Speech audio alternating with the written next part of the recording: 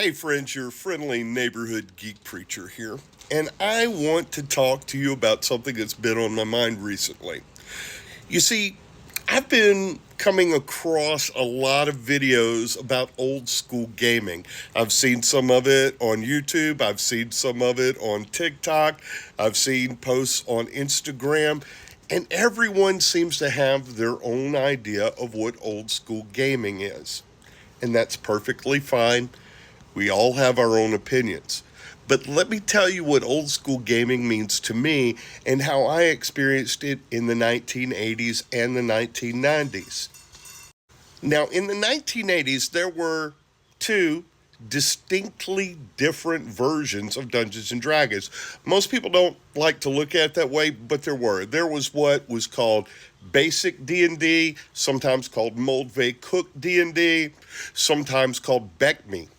Don't worry about all of that. And then there was the more popular version in my neck of the woods called Advanced Dungeons and Dragons. They were distinct. They had two different rule sets. The rules did work differently. However, one of the things that we did as kids is we didn't realize they were two separate games, that they were meant for two different audiences. So we mixed and matched rules between the settings. And you know what? Sometimes guys like me would get ideas for different rules from other games that were out there.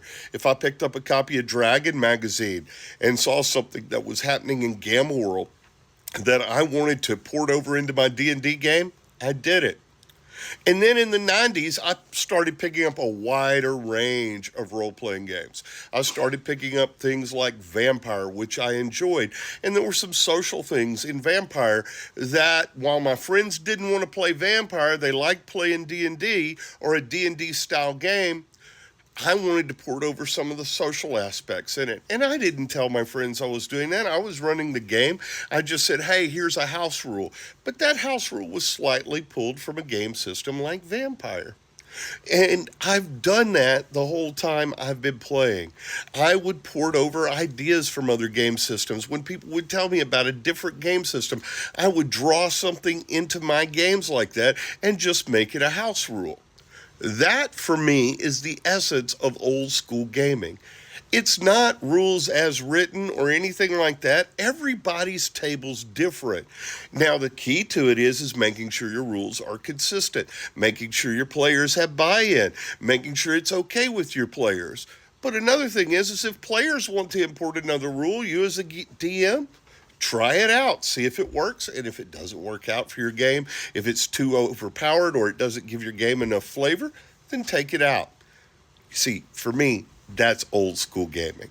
Hope you like this video. Let me know in the comments what you think.